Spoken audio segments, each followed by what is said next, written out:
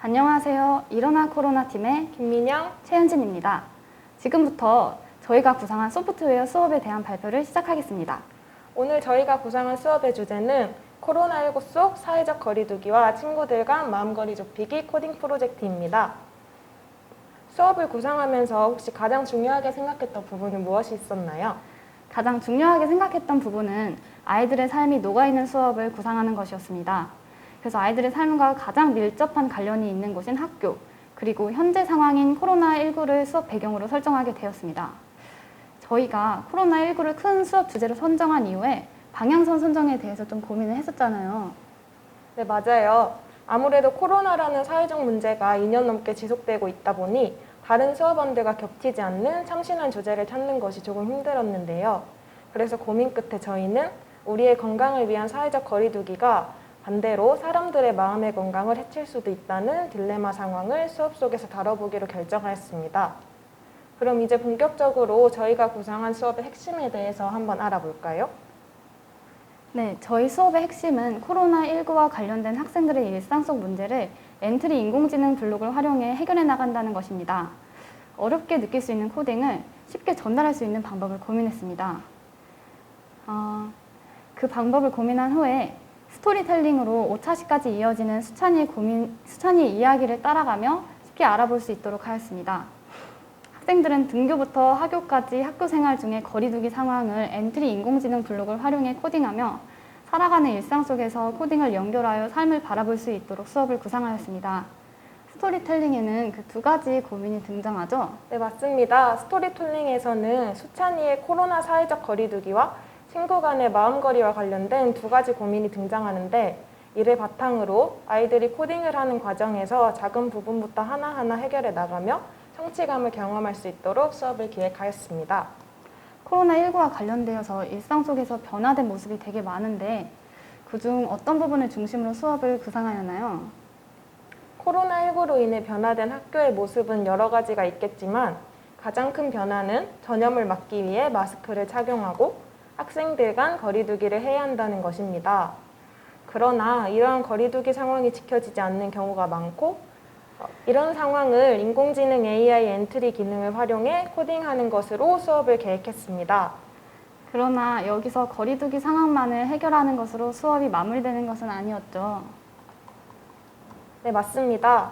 저희가 거리두기를 잘 지키는 것이 중요하다고 생각한 만큼 거리두기로 인해 학생들 간의 마음의 거리가 멀어지는 상황도 걱정이 되었습니다. 네, 제 동생도 초등학교 5학년인데 코로나 이후에 예전보다 친구들과 어울리는 시간이 줄어들면서 되게 아쉬워하더라고요. 마스크를 쓰고 학교에 가니 친구들과 더 거리가 멀어진 것 같다고 고민하는 모습을 보면서 저도 어떻게 하면 더 좋을까 이런 생각을 했던 적이 있습니다. 그래서 코로나 거리두기 속 친구와의 마음의 거리를 좁혀야 하는 현재의 딜레마 상황을 인공지능 블록을 통해 구현해보며 아이들이 서로에 대해 생각해볼 수 있는 시간을 가질 수 있으면 좋을 것 같다는 생각이 이 수업에 반영되었습니다. 네, 그렇다면 저희가 기획한 이러한 수업은 교육과정의 어떤 부분과 관련이 있나요?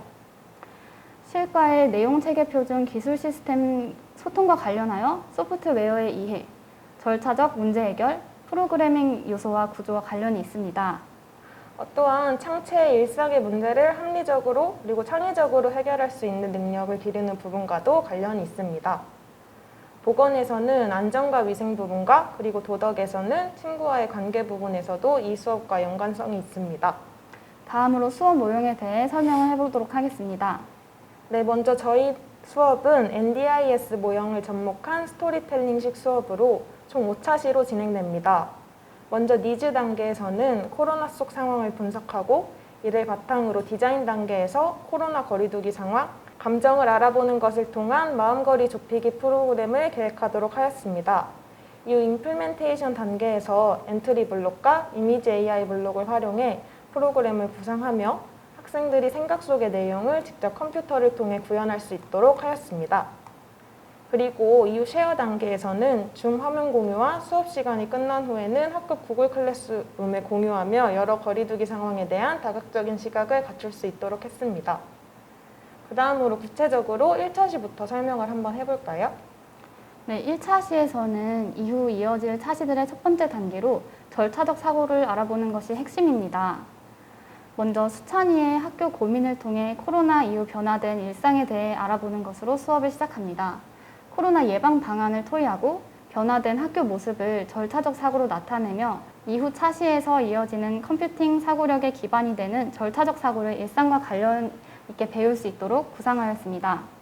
다음으로 2차 시에서 저희가 고민했던 부분이 무엇인지 말씀해 주시죠.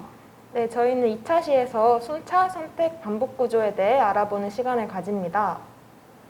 또한 코로나 거리두기 일상을 자연어 순서도와 알고리즘 순서도로 나타내보며 인공지능과 사람의 학습 원리 방식이 다르다는 것을 스스로 이해할 수 있도록 하여 컴퓨팅 사고력을 기를 수 있도록 하였습니다. 궁금해하실 분들이 있으실 것 같은데 코로나 일상 속 순차, 선택, 반복 구조에는 어떤 것들이 있을까요? 네, 코로나 일상 속 순차 구조는 굉장히 많이 찾아볼 수 있는데요.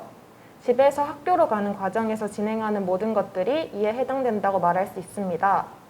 예를 들어서 마스크를 쓰고 등교하기에서부터 교문에서 열 체크하기 등 순차적으로 이어지는 것들이 이에 해당됩니다. 그러면 선택 구조는 기침 혹은 열이 나면은 자가 진단 앱을 켜서 발열 체크를 하는 것이 이에 해당된다고 할 수 있겠네요. 네, 그렇습니다. 그리고 반복 구조는 손소독을 여러 번 하는 것, 그리고 화장실에 다녀온 후 여러 번 손을 씻는 것 등에서 찾아볼 수 있습니다. 이처럼 일상 속 숨어있는 순차, 선택, 반복 구조를 살펴보고 이를 엔트리 기본 블록을 통해 알아보는 수업을 구상했습니다. 3차 시에서는 엔트리 이미지 블록을 알아보고 인공지능의 이미지 학습 원리를 배우는 것이 가장 중요한 부분입니다. 네, 맞습니다. 인공지능이 학습하는 원리는 지도학습, 비지도학습, 강화학습 등이 있죠. 공부하면 끝이 없고 한없이 어려울 수 있는 이 부분을 초등학교 6학년 수준에서 잘 전달할 수 있는 방안에 대해 많이 고민했습니다. 네, 그래서 저희는 거리두기 그림을 맞춰봐 언플러그드 활동을 통해 지도학습의 원리를 알 수 있도록 구상했습니다. 이후 4차 시에서 구상하는 AI 프로그램이 이미지를 학습하는 모델인 만큼 관련된 지도학습의 원리를 알 수 있도록 고민해 보았습니다. 얼굴 인식, 문장 분류 등 인공지능에 주로 사용되는 CNN의 원리를 초등학교 6학년 수준에서 알 수 있도록 4명이 한 모둠이 되어 인공지능이 되어보는 활동을 계획했습니다. 아이들은 이미지 특징을 바탕으로 데이터를 이렇게 분석하는 과정을 경험하고 이러한 원리 학습을 바탕으로 활동 2에서 여기 보시다시피 엔트리 인공지능 블록들에 대해 알아본 후 모둠끼리 토의하며 엔트리 AI 코로나 일상 거리두기 상황 코딩을 진행하는 시간을 마련했습니다. 이렇게 3차 시에서 구상한 인공지능 거리두기 코딩은 다음 차시에서 수신호를 활용한 거리두기 AI 프로그램을 제작하는 것으로 이어지며 실제 수업 시연을 하면서 중요하게 생각했던 차시간의 연계성 부분이 반영된 부분이기도 합니다. 네, 그리고 4차시 같은 경우는 저희가 직접 강동초 6학년 3반 학생들을 대상으로 수업 시연을 진행한 차시입니다. 4차시에서는 인공지능의 데이터 학습 원리를 알고 이를 엔트리 인공지능 블록을 활용해 거리두기 AI 프로그램을 제작하는 차시입니다. 먼저 활동 1에서 줌 소회의실 토의를 통해서 거리두기 상황별 수신호를 정하고 인공지능 게임인 아키네이터를 통해 아이들이 재미있게 참여할 수 있도록 구상하였습니다. 그리고 처음에는 구글 클래스에서 토의를 진행하려고 하였는데 줌으로 옮겨서 아이들이 다양한 상황에서 거리두기와 수신호에 대해 토의할 수 있도록 구상하였습니다. 네, 4차 시에서는 언플러그드 활동인 의사결정 나무를 통해 아이들이 이후 직접 제작하는 수신호 거리두기 프로그램 AI 원리를 알아볼 수 있도록 하였습니다. 이때 중요하게 생각한 부분은 단순히 게임을 하고 끝나는 것이 아닌 그 속에서 배움이 이어질 수 있도록 원리 학습까지 이어지도록 하는 부분이었습니다. 이렇게 알아본 내용을 바탕으로 엔트리 인공지능 블록을 활용해 거리두기 프로그램을 만들어 보며 학급 간의 공유를 통해 다양한 생각을 알아보며 4차 시가 마무리됩니다. 활동 3에서는 정한 수신호를 바탕으로 엔트리 인공지능 블록을 활용해 거리두기 프로그램을 만들어보며 스토리텔링 속 내용을 해결하게 됩니다. 네, 그리고 마지막으로 5차 시에서는 친구들 간 마음거리 좁히기에 해당되는 차시가 진행됩니다. 5차 시 수업을 준비하며 인공지능과 그리고 기존의 감성 컴퓨팅 관련 연구들을 많이 찾아보았고, 이 과정에서 결국 사람들을 이해하는 것이 기술의 핵심이라는 것을 배웠습니다. 우리가 사회에서 AI가 하는 역할과 AI 내에서 감성의 역할이 비슷하기 때문에 결국 사람을 이해하고 사람의 감성을 아는 것이 중요하다는 생각을 수업에 녹여내고 싶었습니다. 네, 그래서 오차시는 스토리텔링으로 마음의 거리두기가 멀어지는 수찬이의 상황과 관련해 사회 속의 감정 인공지능 사례인 이모트, 로봇, 챗봇 등에 대해 알아보고 눈으로 마음 읽기 테스트를 진행해보는 활동을 계획했습니다. 구체적으로 눈으로 마음 읽기 테스트는 어떤 활동인가요? 학급 내 마스크를 쓴 상황에서 아이들이 눈을 통해서 어떤 감정을 나타내고 있는지 알아볼 수 있도록 눈을 보고 감정과 표정을 읽어보는 활동입니다. 이러한 활동을 바탕으로 아이들은 엔트리 이미지 모델 학습에서 인공지능이 감정을 분류하고 인식하는 활동을 진행합니다. 활동 3에서 감정에 따라 시와 글귀 등을 추천해주는 AI 프로그램을 체험해보며 코로나 거리두기 속 친구들 마음거리 챙기기에 대해 생각해볼 수 있도록, 그리고 나아가 인공지능의 무궁무진한 활용 방안에 대해서 생각해보는 시간을 마련했습니다. 네, 마지막으로 4차시 수업 시연의 결과 및 소감에 대해 이야기해 보겠습니다. 저희는 4차시 수신호를 활용한 엔트리 AI 거리두기 프로그램 만들기라는 주제로 수업 시연을 해보았는데요. 네, 저희가 맨 처음 시연했을 때 기억나시나요? 네, 그때는 시행착오가 참 많았던 기억이 납니다. 처음 준비를 하던 때가 생각이 나네요. 저희가 코로나로 인해 대면 실습을 한 번도 나가지 못하고 실제로 학생들을 대상으로 수업을 한 것은 이번이 처음이었잖아요. 네, 맞습니다. 처음으로 강동초 6학년 3반 학생들을 대상으로 수업을 진행했을 때에는 준비한 수업에 제 반도 끝내지 못하고 수업 시간이 마무리되어 당황했던 기억이 있습니다. 그러나 여러 번의 수업 영상을 촬영하고 또 핵심 내용과 줄일 수 있는 부분을 찾아 나가면서 처음에 가진 유익한 내용들이 많으면 많을수록 좋을 것이라는 생각은 후에 수업을 진행하면서 아이들이 진정으로 흡수하여 자신의 것으로 만들 수 있는 적정량의 수업 내용이 중요하다는 생각으로 바뀌게 되었습니다. 네, 수업 시연하면서 줌 모듬 토의 활동을 진행한 후 코딩한 프로그램을 발표하는 시간에 한 친구가 코딩 블록의 순서가 약간 달라서 프로그램이 제대로 작동하지 않았던 순간이 있는데 혹시 기억나시나요? 네, 기억이 납니다. 저희가 수업 전에 우려했던 부분이라서 같이 당황했던 기억이 있습니다. 네, 맞아요. 저는 그때 그 친구가 발표 후에 했던 말이 인상이 깊었는데요. 지금은 오류가 있어서 잘 작동하지는 않지만 수업 끝나고 오류를 찾아 수정하겠습니다. 라고 했었는데요. 이 말을 들으면서 지금까지 제가 가졌던 코딩 수업 관련한 생각이 조금 바뀐 것을 느낄 수 있었습니다. 네, 맞습니다. 아이들이 엔트리 블록을 잘 조립하여 모두 성공적으로 프로그램을 작동시키는 것만이 수업의 성공이라고 생각을 했었는데 코딩 중 오류가 생겨 프로그램이 잘 작동하지 않는 경험을 하고 또 그 오류를 찾고 고쳐나가는 과정 또한 아이들에게 하나의 수업이 될 수 있음을 깨닫게 되었습니다. 네, 말씀하신 것처럼 저도 시행착오를 겪는 과정 역시 소프트웨어 수업의 중요한 부분이라는 것을 다시 생각해 볼 수 있었습니다. 또한 코로나 상황을 엔트리 인공지능 블록을 통해 프로그램을 구상하고 구현하면서 머릿속에 있는 세상을 실제 컴퓨터를 통해 구현할 수 있다는 것이 참 흥미로웠습니다. 또한 수업 끝나며 찬영이가 발표한 것처럼 인공지능의 활용 방안에 대해서도 더 다양하게 생각해 볼 수 있었습니다. 수업을 준비하면서 느꼈던 것은 인공지능이라는 것이 처음에는 막연하고 어렵게 느껴졌지만 공부하고 공부할수록 정말 교사가 제대로 알아야 가르칠 수 있고 또 교사가 관심이 있어야 아이들에게 더 잘 전달할 수 있구나를 느낄 수 있었습니다. 네, 아이들이 제작한 엔트리 AI 프로그램을 발표하는 것을 보면서 하나를 알려주면은 그 이상을 탐구하려고 하는 아이들의 모습을 볼 수 있었습니다.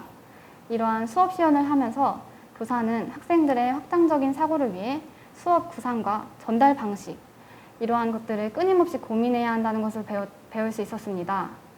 인공지능이라는 것이 막연하게 느껴질 수 있지만 정말 알아야 이 내용을 아이들에게 제대로 가르쳐 줄 수 있는 만큼 수업 구상을 하면서 인공지능에 대해 탐구하려는 교사 자세의 중요성에 대해 많이 생각해 볼 수 있는 계기가 되었던 것 같습니다. 또한 수업을 진행하며 엔트리 인공지능 블록을 활용할 때 수준 차이가 나는 경우가 조금 많이 고민이 되었던 부분이잖아요. 네, 맞습니다. 학생들의 수준이 많이 차이가 나는 경우 어떻게 해야 하는지 많이 고민을 했었는데 실제로도 엔트리를 잘하는 친구는 저희들이 미처 생각지도 못했던 부분, 예를 들어 음성 인식을 한다든지 다양한 AI 블록을 이용하는 친구가 있었던 반면에 다른 기본적인 블록 구상에도 어려움을 겪는 친구도 있었습니다. 아이들마다 수준 차이가 나는 경우를 위해 1, 2차 시에는 플립러닝, 즉 사전에 관련 수업 영상을 구글 클래스에 공유하고 아이들이 스스로 공부해오는 형식으로 수업을 구상하였습니다. 네, 나중에 교사가 되어 엔트리를 지도할 때 이렇게 플립 러닝 방식으로 지도한다면 본 수업 때 아이들이 엔트리 블록에 낯섦과 어려움을 느끼지 않아서 더욱 효과적인 수업이 진행될 것 같다는 생각을 하게 되었습니다. 네, 그리고 저번 학기 수업 때 코딩 교육과 관련한 대학 수업에서 학창 시절 코딩 교육을 받지 못한 세대의 교사들이 코딩 수업의 전문성 부족을 겪고 있다는 주제로 레포트를 작성하는 과제를 한 적이 있었잖아요. 네, 아무래도 코딩 교육이라는 것이 2015년도에 교육과정이 새롭게 개정되면서 처음 의무화되기 시작했기 때문에 아마 현직 교사분들은 물론이고 저희를 비롯한 많은 예비 교사분들은 학창 시절에 코딩이라는 것을 접해본 적이 없을 거예요. 맞습니다. 그래서 저희는 이번 수업을 통해서 저희를 비롯한 많은 예비 교사들이 코딩 교육에 대한 전문성을 기르기 위해 정말 많은 노력을 해야 한다는 것을 다시 한번 느낄 수 있었습니다. 특히 4차시 수업 시연 활동 3에서 그 점을 많이 느낄 수 있었습니다. 네, 저도 수업을 준비하며 아이들의 배움이 교실에서 한정되는 것이 아닌 수업 시간이 끝난 후에도 스스로 탐구할 수 있도록 하기 위해서 교사의 살아있는 수업에 대한 고민이 정말 중요하다는 것을 생각해 보았는데요. 특히 코딩 같은 경우는 더욱 어려울 수 있잖아요. 네, 맞습니다. 저도 강동초 학생들을 대상으로 수업을 진행해 보면서 코로나 일상과 관련하여 AI 프로그램을 만들자 아이들이 더욱 재미있게 참여하는 모습을 보면서 일상 속 코딩에 대해 다시 한번 생각해 볼 수 있던 계기가 되었던 것 같습니다. 네. 이번 기회를 통해서 코로나 거리두기 속 마음거리 좁히기 프로그램 수업을 구상하며 앞으로 만날 아이들이 세상을 볼 때 한 면만 보는 것이 아니라 다양한 면을 바라보고 코딩을 통해서 더욱 풍부한 세상에서 살아갈 수 있도록 계획을 해보았는데 수업 대회를 준비하면서 저 또한 아이들의 다양한 의견을 통해 오히려 더 많이 배울 수 있었던 시간이 되었던 것 같습니다. 이상으로 일어나 코로나 팀의 발표를 마치도록 하겠습니다. 감사합니다.